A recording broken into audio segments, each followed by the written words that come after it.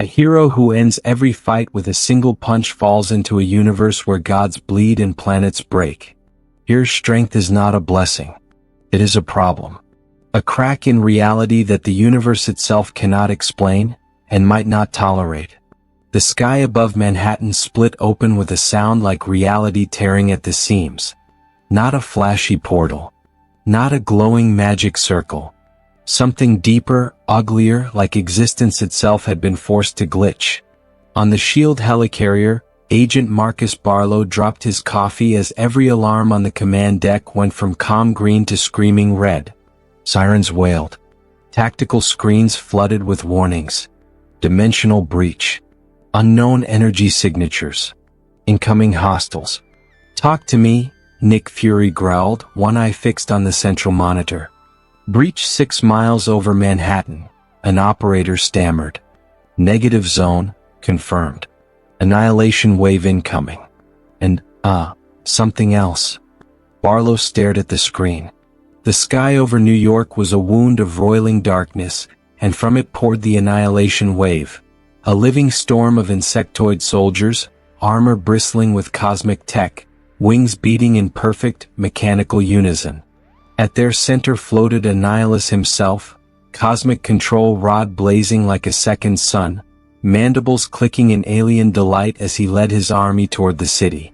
And through that same rupture, as casual as dropped laundry, a bald man in a yellow suit and red cape fell headfirst toward Earth. He hit Times Square like a meteor. The asphalt cratered in a perfect circle 30 feet wide. Windows shattered for 2 blocks. Dust rose in a ring, swallowing neon ads and screaming civilians. When it cleared, the man stood at the center of the crater, brushing concrete dust from his shoulders with the bored care of someone who'd done this 1,000 times. He looked up at a sky turning black with alien wings, blinked once and sighed, a long, tired exhale that somehow cut through all the noise. Above him, SHIELD agents and surviving Chitauri fired everything they had at the descending swarm. Energy blasts carved through chitin and wing membrane. The Human Torch streaked overhead, supernova bright, turning clusters of soldiers into ash. But for every alien that fell, 3 more took its place. Tactical markers on Barlow's screen turned red one after another. Evacuation failing. Street defenses overwhelmed. The invasion had minutes before Manhattan was completely overrun. Then the bald man started walking. Not sprinting. Not flying. Just walking like a bored office worker heading to the supermarket. Annihilation soldiers dive-bombed him. One came down, lance crackling with energy powerful enough to crack a planet's crust. The man raised one hand lazily and caught the lance mid-thrust. The alien's momentum stopped so violently its body crunched around the point of contact like an eggshell. The man blinked at it, tilted his head in mild curiosity, then flicked it in the forehead. The creature shot away like a bullet, breaking the sound barrier repeatedly before vanishing somewhere toward the Hudson River. Every sensor on the helicarrier screamed. The math didn't make sense. The physics didn't make sense. The results did. "Get me a threat assessment," Fury snapped, jaw tight. "And someone find out who the hell that is." More soldiers dived at the bald man, coming from 3 different directions, weapons that had killed Kree champions aimed at his heart and head. He stepped aside from one without looking, let another's lance stab the empty space where his skull had been half a second ago. Then he jabbed the third, a casual punch that painted the street 30 yards in red mist. The remaining 2 froze, instinctively aware they were witnessing something outside their programming. In that brief hesitation, he grabbed both by their wings and clapped them together like cymbals. The crack echoed off skyscrapers. Alien bodies fell limp and he just kept walking. Something huge landed beside him with a pavement-shattering thud. Granite fists. Orange rock skin. The thing. "Hey, pal," Ben Grimm rumbled, stone eyes narrowing. "You with us or against us?" The bald man glanced at him. "Oh," he said. "A rock guy." "Yeah, a rock guy. Now you gonna help or?" The shadow fell across both of them. Annihilus descended, wings spread wide, cosmic control rod blazing. 15 feet of armored insect fury, voice echoing with the weight of billions of conquered worlds. Primitives, a nihilist declared, you will kneel before the living death that walks, or you will be annihilated with the rest of your mewling species. The thing cracked his knuckles. Buddy, I ain't knelt for nobody since Aunt Petunia dragged me to church. A nihilist raised a clawed hand, energy coalescing into a sphere of pure destruction, bright enough to burn afterimages into cameras across the East Coast. The bald man looked up at him, unimpressed. Hey, he said flatly. Can you give me a good fight? A nihilist unleashed the blast. By every known model, it should have vaporized everything in a quarter-mile radius, peeled Manhattan down to bedrock, and made a mushroom cloud visible from orbit. The light faded. The bald man stood in the same cracked spot, arm outstretched, the blast resting in his palm like a captured fireball. His cape fluttered in the heat. His expression did not change. Guess not, he said. He jumped. To the cameras he disappeared. One frame, ground level. Next frame, eye level with a nihilist. His fist slammed into the conqueror's chest with a sound like a single perfect note, a bell tolling for something bigger than death. A nihilist became a projectile. He shot backward through his own army, bodies disintegrating on contact, carving a tunnel of absence through the swarm. He slammed into the edge of the negative zone portal with such force that the dimensional membrane shattered like glass. The breach imploded, sucking debris and corpses back through in a howling vortex. In 3 seconds the sky was clear. In 10 the screaming stopped.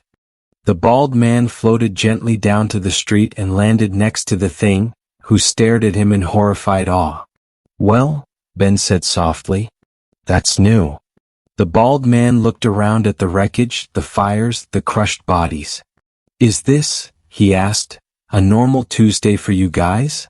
Pretty much, Ben shrugged. The helicarrier descended through the lingering smoke. SHIELD agents swarm secured the area. The man eventually ended up sitting on a chunk of rubble, cape draped over his shoulders, staring up at the sky with a faintly disappointed look, when Agent Barlow approached. Sir, Barlow said, trying to sound professional despite the quake in his voice. I'm going to need you to come with me. The bald man looked at his armor, his sidearm, the SHIELD logo. Am I in trouble? That depends. Who are you? I'm Saitama, he said. I'm a hero for fun. Also, I have no idea where I am. You're in New York City, Barlow replied. Earth. Saitama frowned. That's weird. I was fighting this purple guy with portals, then I punched one and he looked at the crater again. Did I break something? Barlow glanced around at the ruined street. Sir, you just repelled an interdimensional invasion and punched a cosmic warlord hard enough to close a hole in reality using only your fists. Saitama shrugged. Yeah. So, am I in trouble or not? Fury's order cracked in Barlow's ear. Bring him in. Full containment. I want every scanner on him and Strange Xavier Pym on standby. Whatever he is, we need to understand it before something shows up he can't punch. Saitama's only real question on the way to the helicarrier was, will there be food? In the cafeteria, Barlow said. Okay, Saitama replied and went quietly. The detention level of the helicarrier had been built with the Hulk in mind. Adamantium-reinforced walls lined with vibranium mesh. Psionic dampeners. Gravity wells that could crank up to 50 times normal weight. Enough hidden weaponry to level a city block. Saitama sat in the middle of it all, eating a sandwich and watching news coverage of himself. Reporters called him the One-Punch Man, the Yellow Comet, Earth's newest savior. Heroes gave shell-shocked interviews. Analysts speculated mutancy, alien origin, secret weapon. He looked bored. Fury, Reed Richards, and Natasha Romanoff stood behind reinforced glass, observing. Tell me what we're dealing with, Fury said. Reed pulled up holographic readouts. Based on the crater, his landing was equivalent to a medium meteor strike. The jump to reach Annihilus broke Mach 20 with no visible effort. The punch that closed the breach generated energy on the order of 12 gigatons of TNT, concentrated in an area the size of his fist. And his body density, structural integrity, Director, if he sneezed too hard he could crack the planet. Can we contain him? Fury asked. Reed shook his head. Nothing we have would slow him down. The cell, gravity wells, dampeners, their theater. If he wants to leave, he leaves. The real question isn't if we can stop him. It's why he's staying. Natasha checked the scanners, brow furrowing. And here's the part one don't like, she said quietly. All readings are baseline human. No radiation signature. No exotic particles. No mutation markers. His cells, his brain activity, they're completely normal. He looks like an accountant from HR. That's impossible, Fury said flatly. I ran the long analysis, Natasha continued. Telomere length, bone density, neural mapping. Everything confirms what he claimed. 3 years of simple, repetitive training. No serum. No cosmic ray event. Just push-ups, sit-ups, squats and running. Over and over again. The room fell silent. Get Strange, Fury said.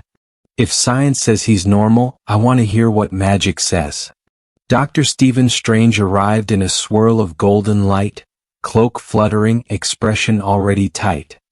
He'd felt the brief scream of the negative zone tearing open and closing violently, unnaturally. He cast diagnostic spells. Sigils spun in the air. The eye of Agamotto opened, bathing Saitama's cell in green light that revealed souls, timelines, and cosmic contracts. Strange frowned. Then he frowned harder. What is it? Fury demanded. He's human, Strange said. And I don't mean looks human. I mean every mystical system, every cosmic law, every spell that identifies beings by essence says he's a normal, baseline human. No pacts, no mutations, no enhancements. By all rules of magic and cosmic order, he should be a guy stocking shelves in Iowa. And yet he's out there punching gods, Fury said. Strange's eyes stayed on Saitama, who had given up on TV and was now doing one-armed push-ups with the same mild boredom he'd shown fighting Annihilus.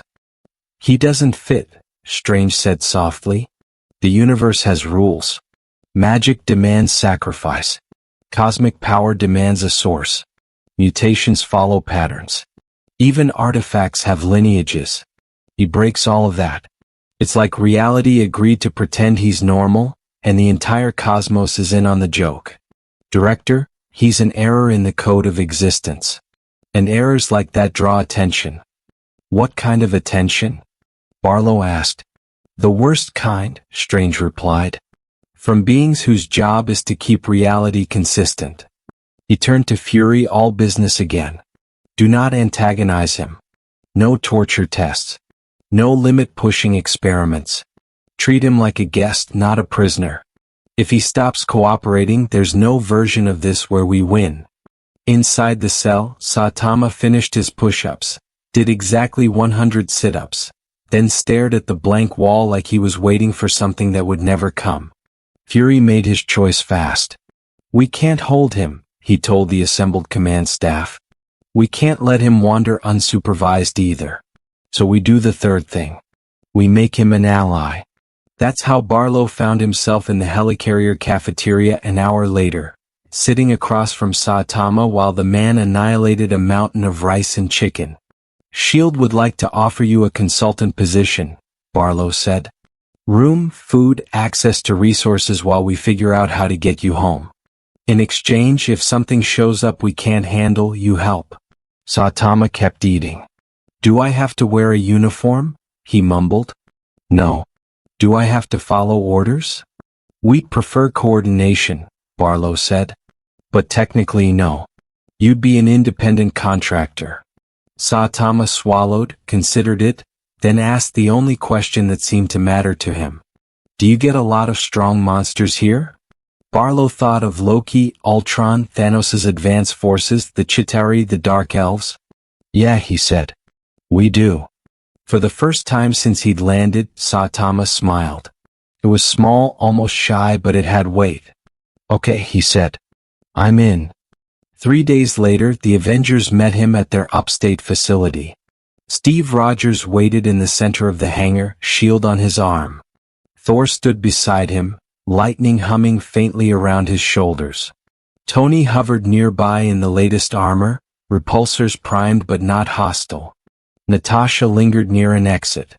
Wanda Maximoff watched from the shadows, red energy coiled at her fingertips.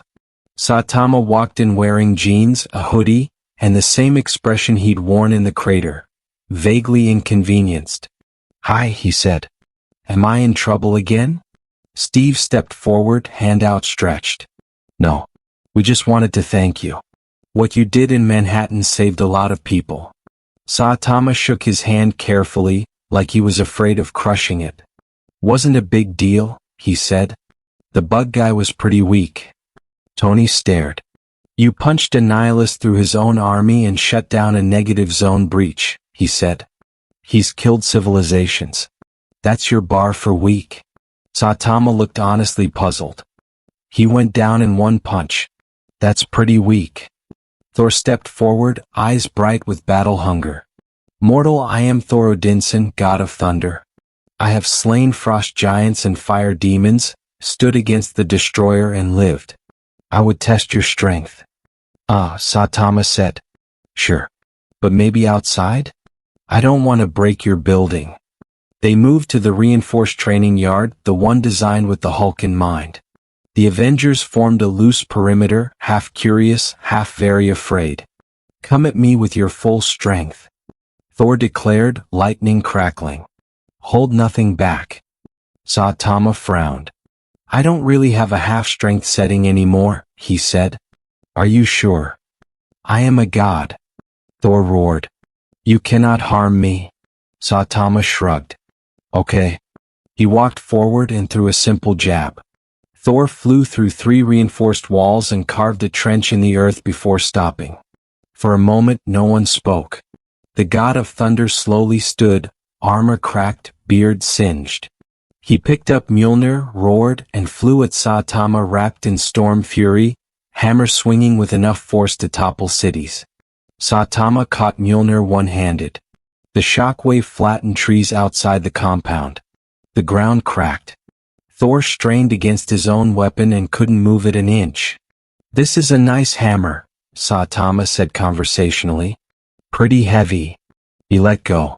Thor stumbled, stunned. Wanda stepped closer, eyes glowing red.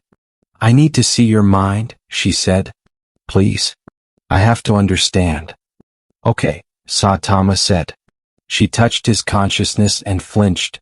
She saw 3 years of the same training. 100 push-ups, 100 sit-ups, 100 squats, 10 kilometers of running. Every day. No shortcuts. No magic. Just stubborn repetition until something inside him snapped, and superhuman strength took its place. She saw his first true fight after that, the joy that lit him from the inside. Then she saw every fight since. One punch. One punch. One punch. Joy cooling into boredom. Boredom sinking into numb habit. A man who chased strength so hard he outran purpose. Wanda pulled back, tears in her eyes. I'm sorry, she whispered. For what? Saitama asked. For what it cost you, she said. You wanted to be a hero. And you got so strong that nothing can make you feel like one anymore. The Avengers, Earth's mightiest, looked at the bald man in the hoodie and realized there were worse fates than losing. Steve took a breath. We'd like you to join the Avengers, he said. You'd have a team. People to fight beside. Missions that matter. We can't promise you the challenge you're looking for, but we can promise you that what we do is important. Saitama hesitated. Do I have to wear a uniform? Steve smiled despite himself. Not unless you want one. Then sure, Saitama said. I'll help out. My cape is pretty cool though. The first official mission came 2 weeks later. A Kree strike force led by Ronan the Accuser landed in Nevada, aiming for a Terrigen crystal sight shield had secured. The Quinjet sliced through the clouds, Avengers strapped in, tactical displays glowing. Steve outlined the plan. We land a mile out, recon first, then hit their flank. Thor and Iron Man draw attention, Wanda and I disable heavy hitters. Saitama, you. Can I just punch them? Saitama asked, raising a hand. Tony laughed. Then he realized Saitama was serious. That's not really how we do this, Tony said. We assess, coordinate, try to minimize collateral damage. But I could just punch them, right? Saitama said. Technically yes, but we...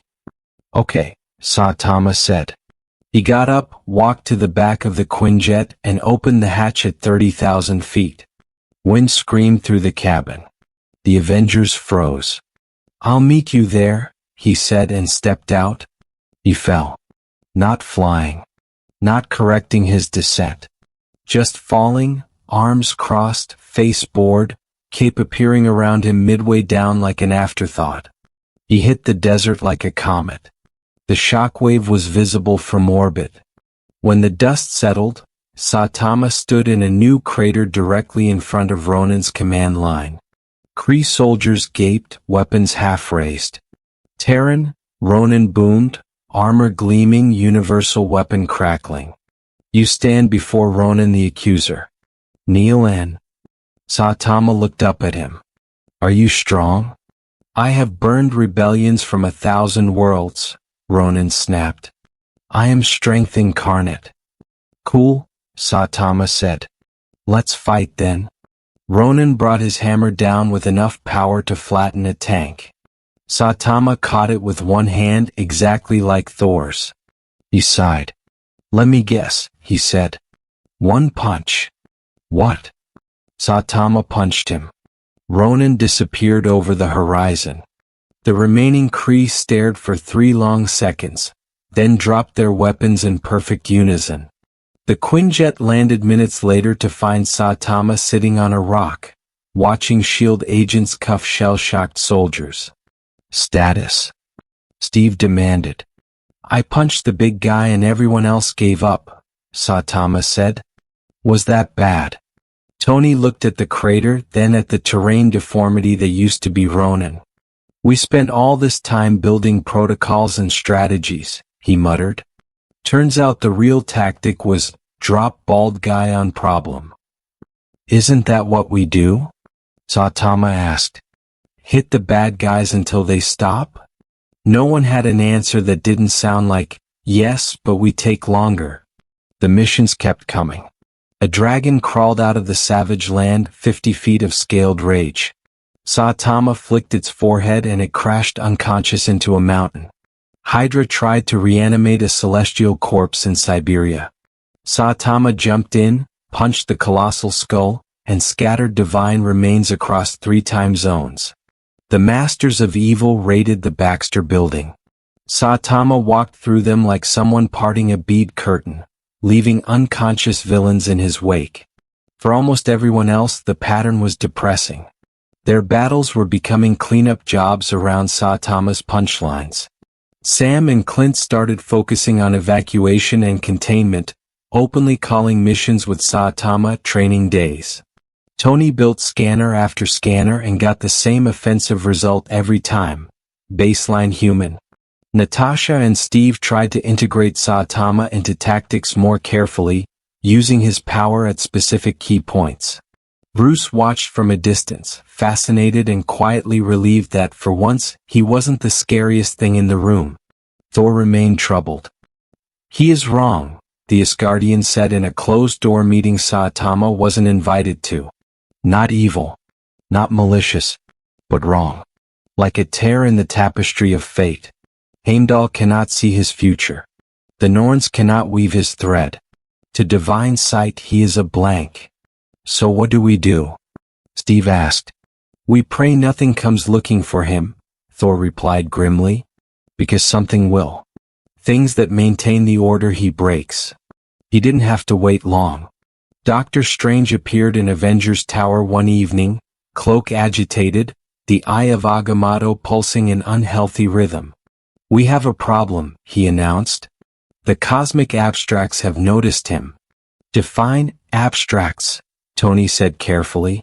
"Death, eternity, infinity, entropy," Strange replied.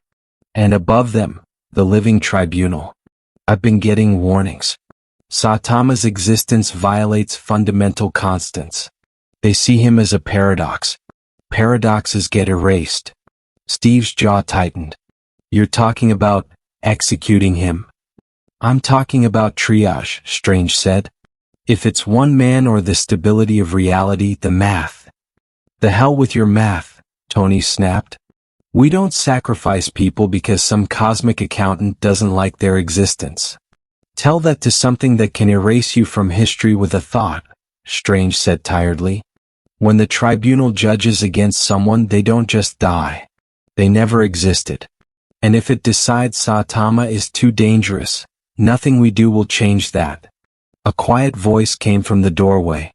"Are you guys talking about killing me?" They turned. Saitama stood there, cape on, expression unreadable. Barlow, posted outside, looked stricken behind him, clearly too late to shut the door. Steve stepped forward. "We're talking about protecting you," he said. "From something we don't fully understand. But if it's me or everyone else," Saitama said calmly, "you pick everyone else. Right? That's what heroes do." "It's not that simple," Steve insisted. "It kind of is," Saitama replied. "Back home, the Hero Association had contingency plans in case I went rogue. Some heroes were scared of me. I get it. I'm dangerous." He looked at Strange. "What's this tribunal like? Is it strong?" "Beyond anything you've ever seen," Strange said. "It's not a person. It's the embodiment of cosmic law." For a heartbeat, something flickered in Saitama's eyes. "Interest." "Don't," Strange warned. "This isn't about getting a good fight. If you provoke it, you risk everything." "I'm not trying anything," Saitama said. "I just wondered." But the spark didn't leave his gaze. The sky over Earth changed on a random Tuesday afternoon. No portals. No spaceships. Just pressure like a hand pressed down on reality. Every mystic on the planet felt it. Strange arrived at Avengers Tower in a flash of golden light, already shouting. "It's here," he said. "The living tribunal. And it wants Saitama." Heroes converged on the tower. Avengers, Strange, Thor, Wanda, even representatives of other groups. The sky above New York darkened, not with clouds but with presence. Far above the city, a figure appeared, too large, too complex to fully perceive. 3 faces, or perhaps one seen from 3 aspects: equity, vengeance, and necessity. Flowing gold and crimson robes that might have been energy fields. Eyes that burned with the cold light of laws older than universes. Its voice bypassed sound and spoke directly into every conscious mind on Earth. "Anomaly," it declared. "You who exist outside causality. Present yourself for judgment." On the Avengers Tower landing pad, Saitama stood in his yellow hero suit and red cape, staring up with something between awe and hunger. "You're here for me, right?" he called. "You violate fundamental law," the tribunal intoned. "Strength without source. Power without cost. Your existence distorts the balance. You must be corrected or excised." Strange stepped forward, every protective spell active even though he knew they'd fail. "Great Tribunal," he said, "this being has committed no crime. He has not sought to disrupt your order. He merely exists." "Impossibility is the crime," the tribunal replied. "The equation must balance." Thor raised Mjolnir. "Then judge all of us," he thundered. "We stand with him." "Your loyalty is noted," the tribunal said, utterly unmoved. "And irrelevant." It raised a hand. Reality around Saitama began to unright itself. The air where he stood flickered as the tribunal decreed that the causal chain leading to his existence must end before it began. Saitama stayed exactly where he was. He looked down at his hands, then up at the cosmic judge. "Ha," he said. "That tickles." For the first time in its incomprehensible lifespan, the living tribunal hesitated. "Impossible," it said. "My decree is law." The tribunal tried again. It rewrote the rules of strength, declaring that organic beings could not surpass certain limits. It declared that any creature with mass could not generate more force than its structure could support. It decreed that impossibility itself was forbidden. Saitama yawned.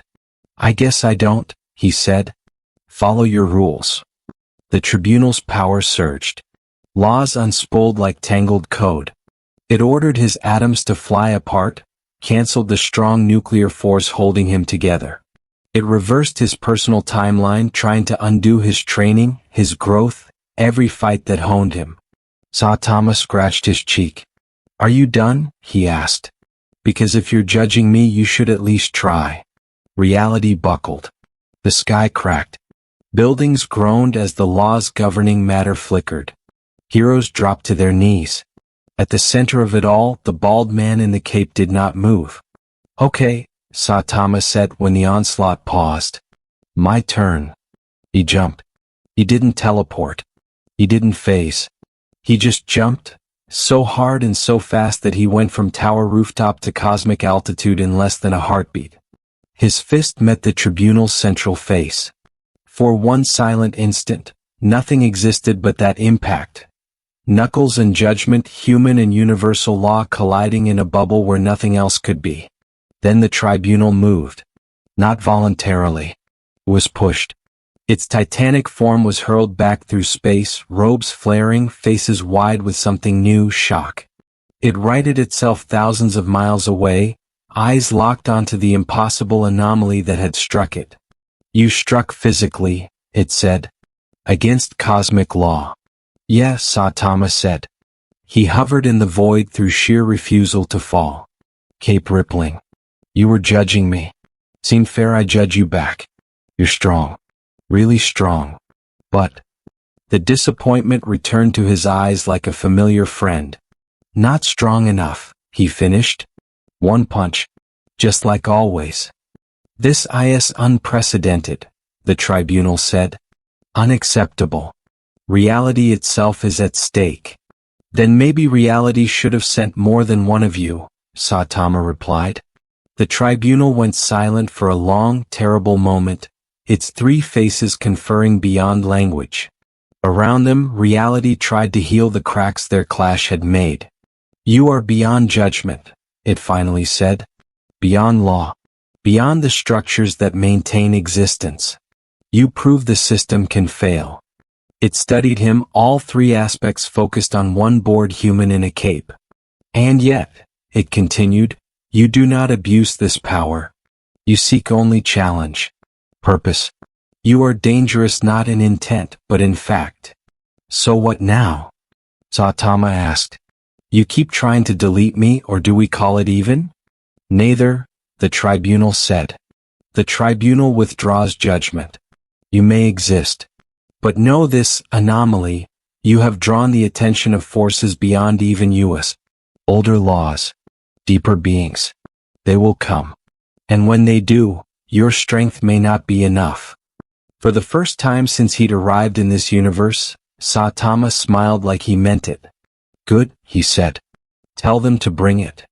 The tribunal vanished. The weight pressing down on existence lifted. Reality exhaled.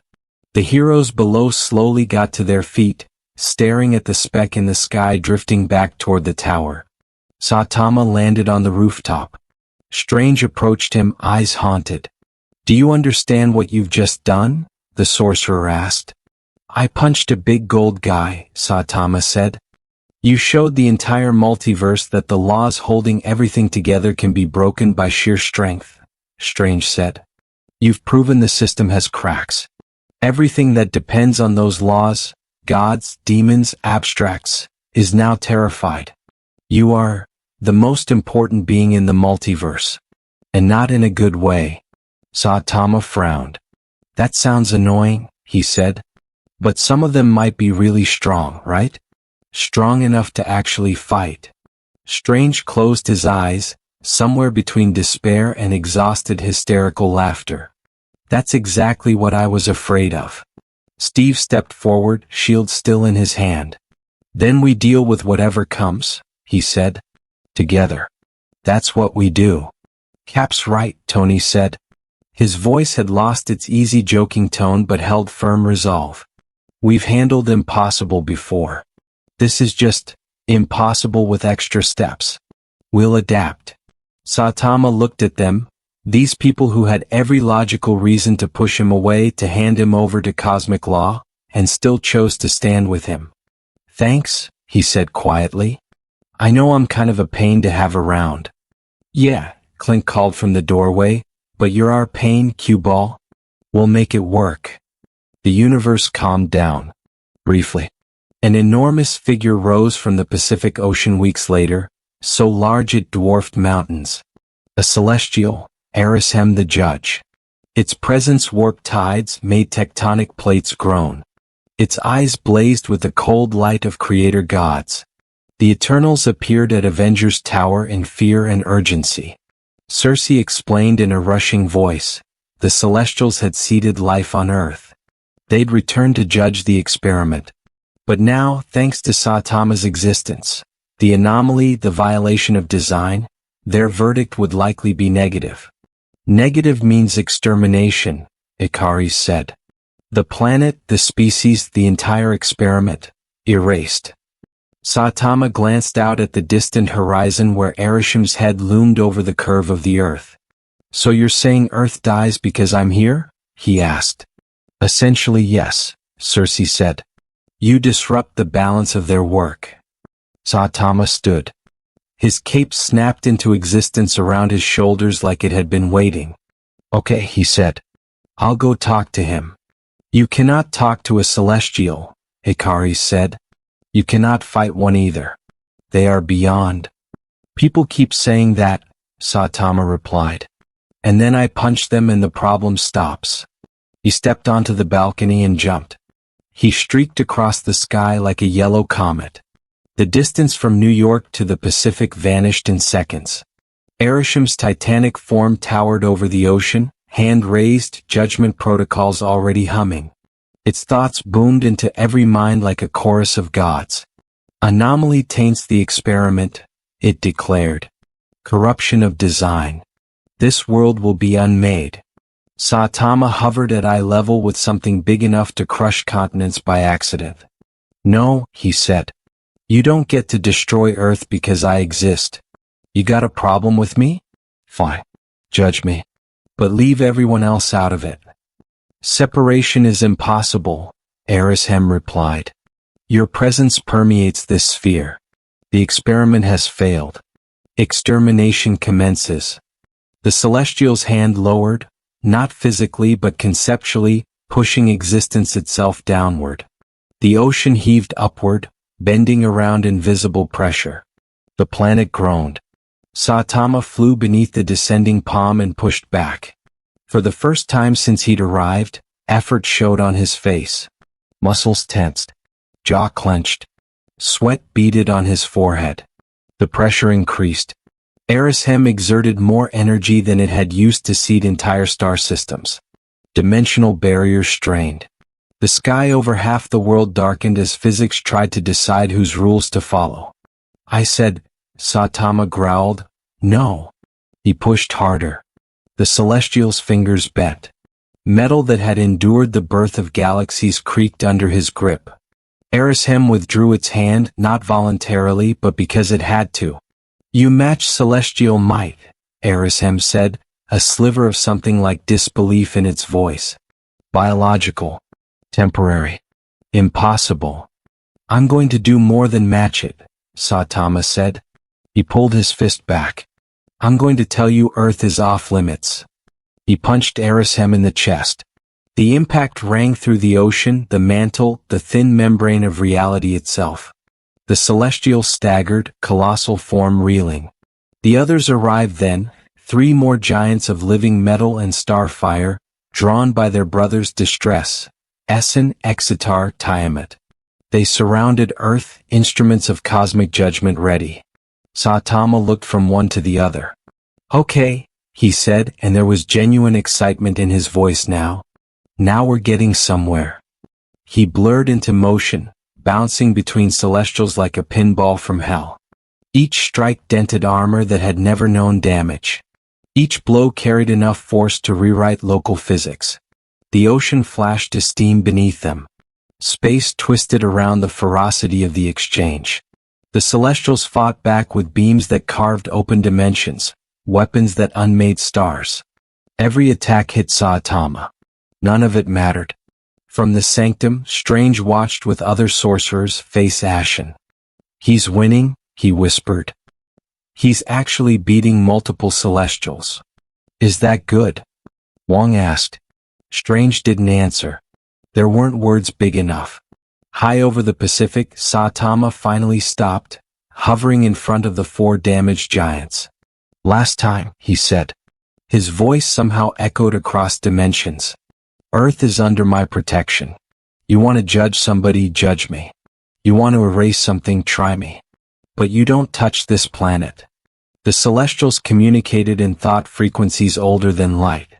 Then Erishem spoke, its voice carrying reluctant acceptance.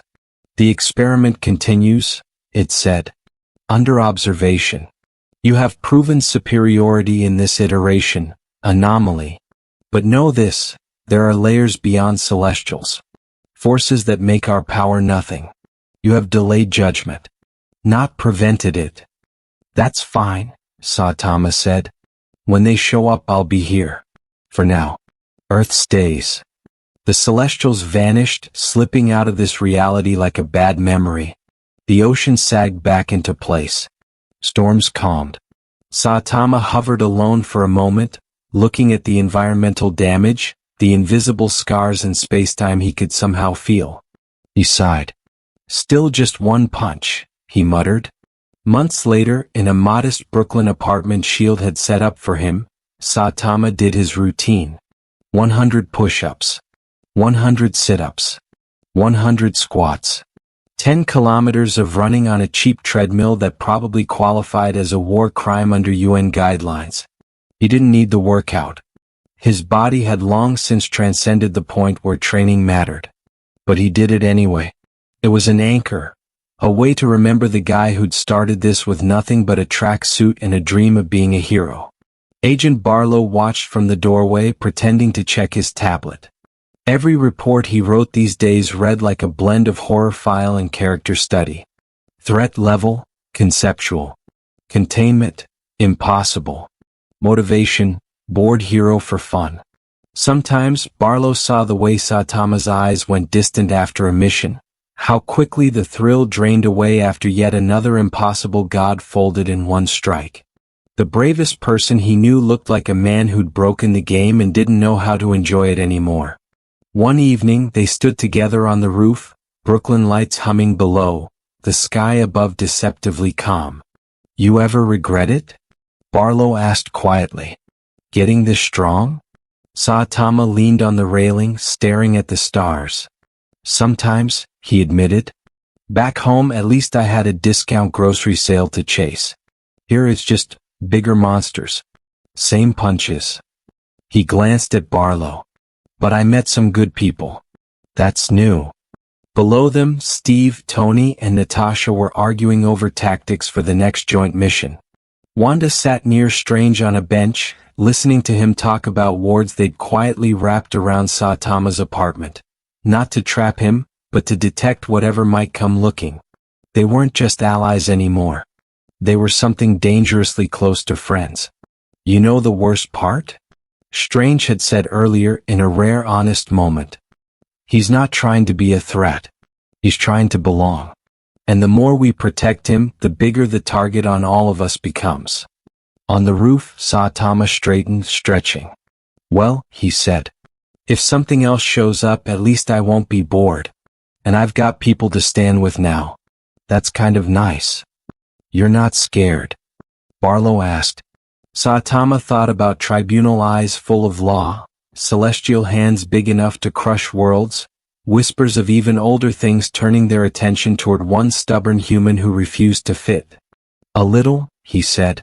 "But fear's kind of what makes it fun, right?" He smiled, small but real. "Also," he added, "I'm out of groceries. Any good stores nearby?" Barlow laughed despite everything. "Come on, One Punch Man," he said. "Let's save the multiverse later. For now, we're getting you discount vegetables." Far above them, in dimensions they couldn't see, something vast and nameless shifted, taking note of the anomaly who could break law with a punch and smile about sales on eggs. When the next judge or god or primal force arrived to test the limits of existence, Saitama would be ready. So would the people who'd chosen to stand beside him, even knowing just how small they were next to his shadow. The universe had found its error. Earth had found its most terrifying defender. And somewhere between boredom and apocalypse, a bald hero in a cheap cape was finally, maybe, starting to feel a little less alone.